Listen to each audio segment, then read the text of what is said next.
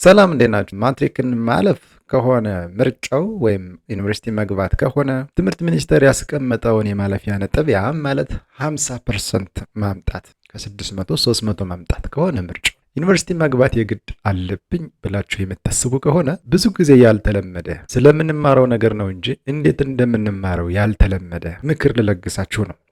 እንደምታውቁት እኔ የዩኒቨርሲቲ አስተማሪ ነኝ። ቀደም ባለው ጊዜ ዩኒቨርሲቲ መግባት ብርቅ በሆነበት ጊዜ ነው ኦልሬዲ ጆይን አደረግን ማለት ነው። እንዳሁኑ ጊዜ ቢሆን ኖርማሊ ዩኒቨርሲቲ ለመግባት ያን ያክል የሚያጓጓኝ ነገር አይኖርም ነበር። እኛ እየተማርን በነበረበት ሰዓት ነገሩ ሁሉ ውድድር የነበረበት ጊዜ ነው። እንዴት እንደምናነብ አይደለም ምን እንኳን እያነበብን እንደሆነ ምን እየሰራን እንደሆነ የሰብጀክቶችን ቁጥር ነው እንጂ እያንዳንዱ ሰብጀክት ምን እንዳለው ስለምን እንደሚያስተምር ለምሳሌ ባዮሎጂ በእኛ ጊዜ 11 እና 12ኛ ክፍል ነው የተፈተነው እስከ ቅርብ ጊዜ ድረስ የነበረው ማለት አሁን ላይ ከ9 እስከ 12ኛ ክፍል ሆኗል። ነገሩ ትንሽ አስቸጋሪ ሊሆን ይችላል። ግን ምን ማለት ነው? ባዮሎጂ 9ኛ ክፍል ላይ ያለ፣ 10ኛ ክፍል ላይ ያለ፣ 11ኛ ክፍል 12ኛ ክፍል ላይ ያለ ተመሳሳይ ሰብጀክት ለአራት ዓመታት በተለያየ ክፍል መሰጠቱ ምንድን ነው ልዩ የሚያደርገው?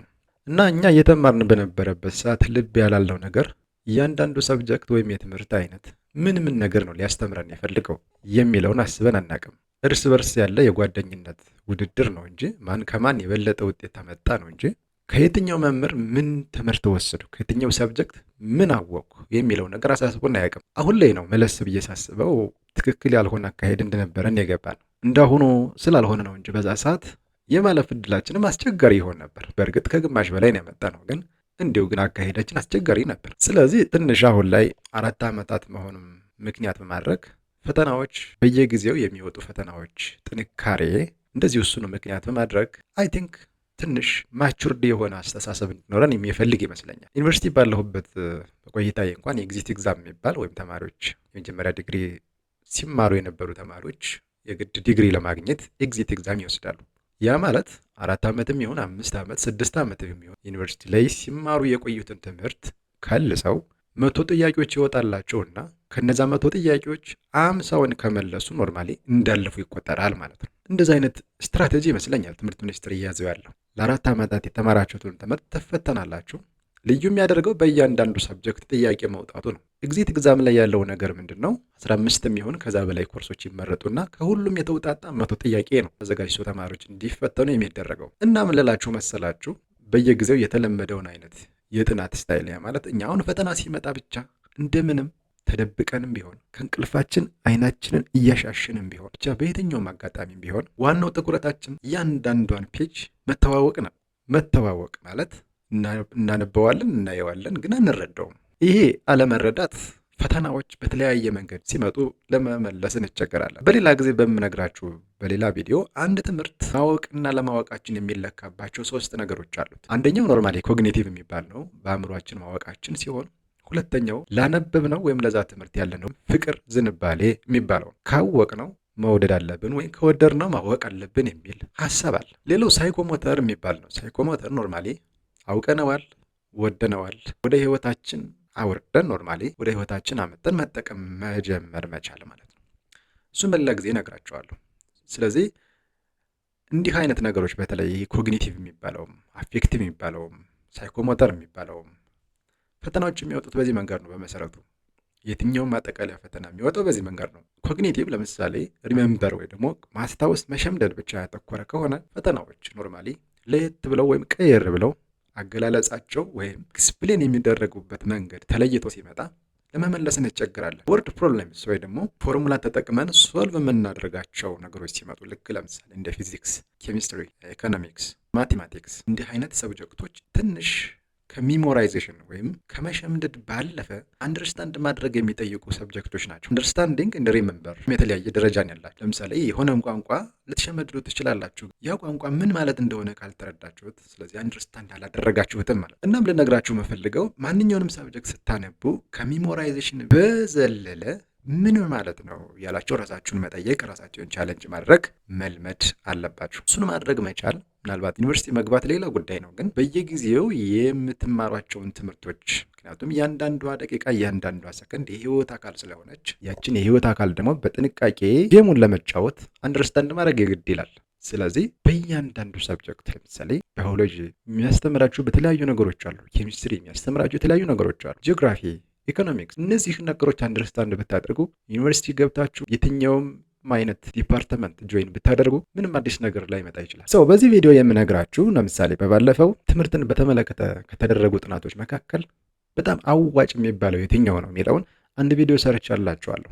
እዚህ ቻናል ላይ በጣም የተለያዩ ቪዲዮዎችን እየሰራን ስለሆነ ዋናው ትኩረታችን ሁሉም ሰው ዋት ቱ ለርን ሳይሆን ሃው ቱ ለርን የሚለው ላይ ፎከስ እንዲያደርግ ስለምንፈልግ ቀለል ብሎት ማወቅ የሚፈልገውን ማወቅ የሚሻውን በእድሜው መማር የሚፈልገውን ነገር መማር እንዲችል ከምናውቀውም ያላወቅነውን እየተማርንም ለእናንተ ለማስተማር ኤክስፉሊ ክላስ ብለን የመጣ ነው። ስለዚህ ወደፊት ፈጣሪ ቢፈቅድ በጣም የተሻለ የትምህርት ኢንቫይሮንመንት እንደሚሆን አልጠራጠርም። ስለዚህ በዛሬ ቪዲዮ ክላስ ከመሄዳችሁ በፊት ወይም ደግሞ ክላስ በማይኖርበት ቀን ምንስ ቀኑን ሙሉ ትምህርት እንድትሆኑ ትምህርት ሚኒስቴር ያስገዳጅ ያደረገው ቢመጣም ኤኒዌይ ግን በሚኖራችሁ ትርፍ ጊዜ ያሏችሁን ሰብጀክቶች በምን መንገድ ብታነቡ የተሻለ እንደሚሆን በዚህ ቪዲዮ እናያለን። ስለዚህ አዲስ ከሆናችሁ ሰብስክራይብ ብታደርጉ ትጠቀማላችሁ። ጸንተን እየቀጠልን በሄድን ቁጥር በሌላም ጊዜ ሰብስክራይብ ማድረጋችሁ አይቀርም። ለማንኛውም ወደ ዛሬ ቪዲዮ እንግባ። ስለዚህ what you should do before class። ስለዚህ ከክላስ በፊት ዛሬ ቪዲዮ ይሄ ነው። በቀጣይ በክላስ ወቅት ወይ ደግሞ ክፍል ውስጥ ምን ማድረግ አለባችሁ፣ ከክላስ በኋላ ክፍል ከገባችሁ በኋላ ምን ማድረግ አለባችሁ ስለሚሉ ነገሮች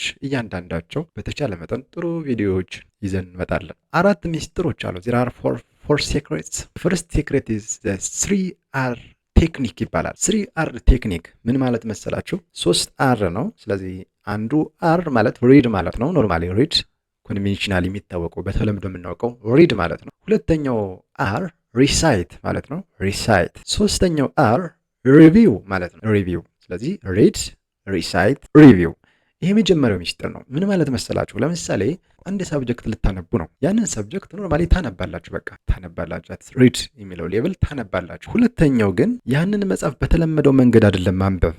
ጀስት ሸፈን አደረጋችሁ ወይም የሆነ አውትላይኑ አካባቢ ወይም ቴብል ኦፍ ኮንተንቱ ላይ ወይም ደግሞ ማስታወሻ አወጣችሁ ከሆነ ኖርማሊ ኖት አወጣችኋል። ስለዚህ ርዕሶችን ብቻ እያያችሁ ያን በዛ ዙሪያ ያነበባችሁትን ነገር ለማስታወስ አእምሯችሁን መሞገት ማለት ነው። ጀስት ቴል ሚ ዋት አይ ቶልድ ዩ ማለት ያህል ነው። ስለዚህ እሱ ሪሳይት ይባላል። ሜቢ ሊጠፋችሁ ይችላል። ሙሉ ለሙሉ ማስታወስ ላትችሉ ትችላላችሁ። ማነብነብ ወይ ሪሳይት ማለት ማነብነብ ማለት ነው። ጀስት ላይክ ዛት። ስለዚህ ማነብነብ ላትችሉ ትችላላችሁ። ስለዚህ በዚህን ጊዜ የሚያስፈልገው ምንድነው? ሪቪው።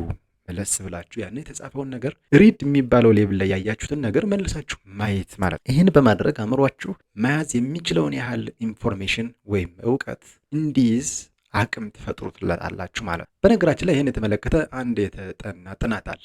የአንድ ክላስ ተማሪዎች ለ3 ግሩፕ ተከፈሉ ማለት ነው። አንደኛው ግሩፕ አሁን ያልኳችሁን 3R ቴክኒክን ተጠቅሟል። ያ ማለት አንብበዋል፣ ሪሳይት አድርገዋል፣ እንደገና ሪቪው አድርገዋል። ይህን ቴክኒክ ተጠቅሟል። ይህንን ያጠናን ዘዴ ተጠቅሟል። ሰከንድ ግሩፕ ወይም ሁለተኛው ግሩፕ ደግሞ ያንን ለፈተና እየተዘጋጀ ያለውን ነገር ደጋግመው አንብበውታል።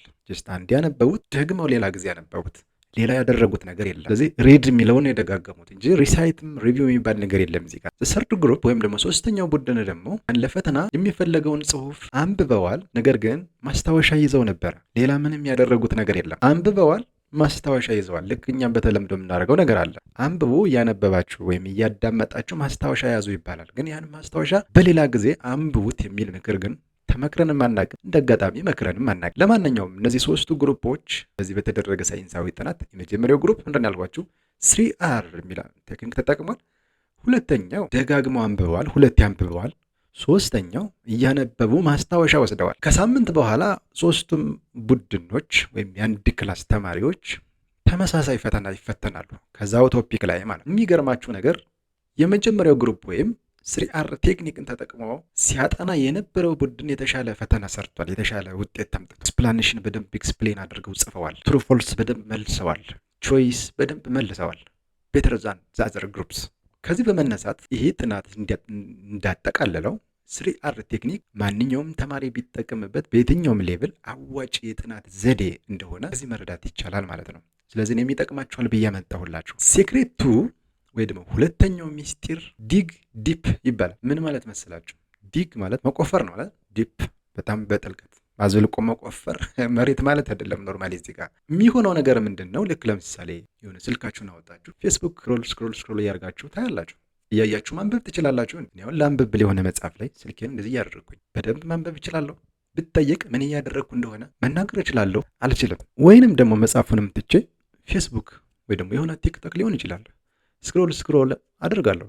ማን ነው ይሄ ፖስት ያደረገው? ማን ነው ያላደረገ? ማን ምን አለ እያልኩኝ ኮሜንትም ላይ ይችላለሁ። which is deep በጣም በጥልቀት ተመስጬ ነው። የመማሪያ መጽሐፎቻችንን ግን ልክ እንደዛ እንደ ፌስቡክ ወይ እንደ ቲክቶክ በጣም ተመስጠን የማየት እድላችን ያን ያክል ነው የሚሆን። ምክንያቱም ፌስቡክ ስክሮል ባደረግን ቁጥር ማን እንደሆነ ኖርማሊ አእምሮአችን እዚያ ጋር ስለተሰጠ በቀላሉ ሪቫይዝ ማድረግ እንችል ይሆናል። አንዳንድ ሰዎች አእምሮ ልክ እንደ ማጠራቀሚያ እንደ ስፖንጅ አድርገው ይቆጥሩታል። የሆነ መረጃ ወይም የሆነ ነገር ስናነብ በሰጠነው ቁጥር ልክ እንደ ስፖንጁ ላይ ውሃ ስንጨምር እንደሚይዘው ሁሉ አእምሯችንም የዚያን ያክል የሰጠነውን ሁሉ የሚይዝ አድርገው ይቆጥሩታል። እውነታው ግን እንዲህ አይደለም። የሆነ ያነበብነው ነገር ወይም የሰጠነው ነገር አእምሯችን ላይ እንዲቆይ የምንፈልግ ከሆነ የሆነ ጥረት ማድረግ ያስፈልጋል። ከምናደርጋቸው ጥረቶች መካከል ለምሳሌ የሆነ ነገር እያነበባችሁ ከሆነ ከእውነታው ዓለም ጋር ወይም ከሆነ ነገር ጋር ኮኔክት ማድረግ ማያያዝ። ለምሳሌ ባዮሎጂ የምትማሩ ከሆነ ስለ ህይወት ስለሆነ አብዛኛው ወይ ስለ ሰው ነው ወይ ስለ እንስሳት ነው ወይ ስለ እጽዋት ነው። ስለዚህ ከነዛ ጋር የትኛው ሊቀርበው እንደሚችል ከሆነ ነገር ጋር ማገናኘት መቻል። ስለ ውሃ ብንማር ስለምንጠጣው ውሃ፣ ስለምንታጠብበት ውሃ፣ ስለ ወንዝ ውሃ፣ ስለ ዝናብ ውሃ ትርጉም ሊሰጠን በሚችል አግባብ ሊንክ ማድረግ ማገናኘት ማለት ነው። ኢኮኖሚክስ የምንማር ከሆነ ስለምንገዛው ነገር፣ ስለምንሸጠው ነገር፣ ስለሚመረተው ነገር፣ ስለሚነገደው ነገር ኤኒዌይ ስለ ገንዘብ ሊሆን ይችላል ከሆነ ነገር ጋር ኮኔክት ማድረግ መቻል ያስፈልጋል። እንዲህ ባደረግን ቁጥር አእምሯችን ይህን ነገር መርሳት የለብህም እያልን እያስታወስነው እንደሆነ ስለሚገባው ኖርማሊ የሰጠነውን ነገር ለመቀበል ወደ ኋላ አይልም ማለት ነው። በፈተናም ወቅት ቢጠየቅ አያስቸግረንም ማለት ነው።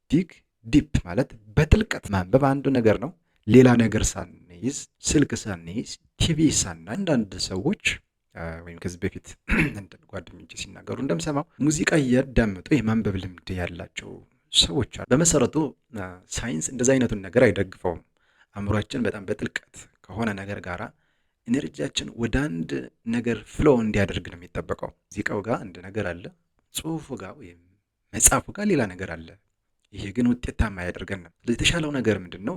አእምሯችንን ወደ አንድ ነገር ፎከስ እንዲያደርግ ማድረግ፣ እንዲሁም ቢቻል አካባቢያችን ለዛ የተመቸ መሆኑን ማረጋገጥ ይችላል። ይሄ ብቻ ሳይሆን ብዙ ጊዜኛ ልብ የማንለው ነገር ቤታችን ውስጥ ያሉ ቀለማት፣ የለበስናቸው ልብሶች ቀለማት በአጠቃላይ እኛን አፌክት ሊያደርጉ የሚችሉ እንደሆኑ ጥናቶች ያመለክታሉ። ስለዚህ በተቻለ መጠን which one may affect የሚለውን ነገር መለየት ያስፈላጊ ነው። ኦኬ the third secret that you have to do before class is use your ኢማጂኔሽን። በአይነ ህሊና የሆነ ነገር ማየት ማለት ነው። በተመሳሳይ በተደረገ ጥናት ተማሪዎች ወይም ደግሞ ኢማጂን የሚያደርጉ ተማሪዎች ደግሞ ነገሮችን በአእምሯቸው ስለው ቪዥዋላይዝ የሚያደርጉ ተማሪዎች አንዳንድ ጊዜ ያነበባችሁትን ነገር መጽሐፉ ላይ ብቻ ሊቀር ይችላል። አንዳንዴ ግን ከመጽሐፉም ላይ አልፎ ስትተኙ፣ ስትቀመጡ፣ ስትሄዱ፣ ስትራመዱ በአይነ ህሊናቸው አእምሯቸው ላይ የሆነ ነገር ያነበባችሁት ነገር የትኛው ፔጅ ላይ እንደሆነ ትዝ ይላቸዋል። እና ተማሪዎች እንዲህ አይነቱን ነገር የተለማመዱ ተማሪዎች ቪዥዋላይዝ ማድረግን ኢማጂን ማድረግን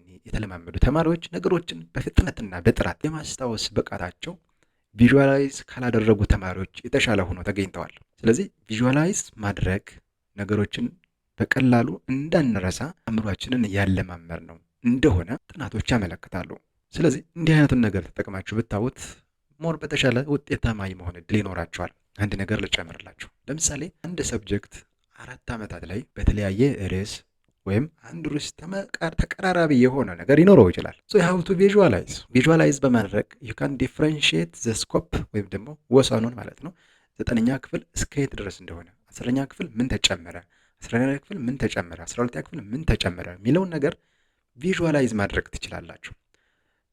አጠቃላይ የትምህርት ስርዓት የሚባለው ነገር በእኛ ህይወት ላይ ተጽዕኖ ለማምጣት የሄደበት ርቀት ምንን ያካተተ ነው ብሎ ለማለት ቪዥዋላይዝ ማድረግ ያስፈልጋል እያንዳንዱን ነገር። ለምሳሌ ከኬጂ ጀምሮ እስከ 12ኛ ክፍል ያለ አንድ ሰብጀክት ብናይ በዛ ሰብጀክት አንድ ሰው በሆነ እድሜ ላይ የሆነን ትምህርት ደረጃ ከጨረሰ በኋላ ሊያውቀው የሚገባው ይሄ ነው ተብሎ የተቀመጠውን ከፋፍሎ እንዲወስደው እንደተደረገ ልብ ማለት ያስፈልጋል። ከ9ኛ ክፍል ጀምሮ እስከ 12ኛ ክፍል ያለ የአንድን ሰብጀክት ትምህርት በማትሪክ እንድትፈተኑ ሲፈለግ ኖርማሊ ሃየር ኤጁኬሽን ላይ ልትገቡ ስለሆነ በዛ ደረጃ ላይ እንድታውቋቸው ጠብ ተደርገው የተሰጧችሁን ትምህርቶች አስታውሳችሁ ለቀጣይ ሙያዊ ስልጠና፣ ምክንያቱም ዩኒቨርሲቲ ከገባችሁ በኋላ ባለሙያ ሆናችሁ ትወጣላችሁ ተብሎ ነው የሚታሰበው። ስለዚህ ያችን ጠብ ጠብ እየተደረገች በየዓመቱ የተሰጣችሁን ነገር በምን ያክል ብቃት ነው ማለፍ የሚችሉት የሚለውን የምትፈተኑበት ነው።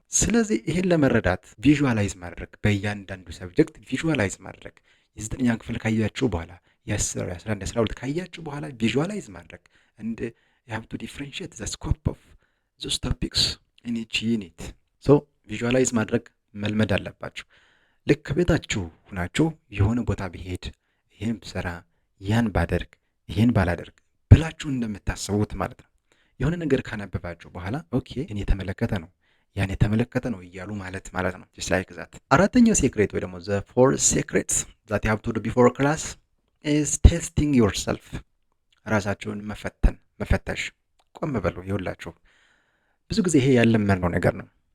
እናነባለን፣ ቀጥታ ወደ ፈተና ልንፈተን ሄደን እንኳን ክላስ ላይ ቁጭ ብለን ደብተራችንን እናያለን፣